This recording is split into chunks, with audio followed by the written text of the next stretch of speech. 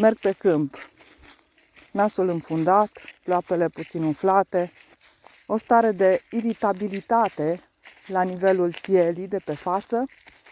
Și ce fac? Echilibrez. Pentru că e un stres acolo acumulat la factorii din mediu, la aerul pe care respir acum, la ambrozia care deja începe să fie în floare. Eliberez stresul și deja corpul începe să se relaxeze. Cum am făcut asta? Simplu, cu Psyche.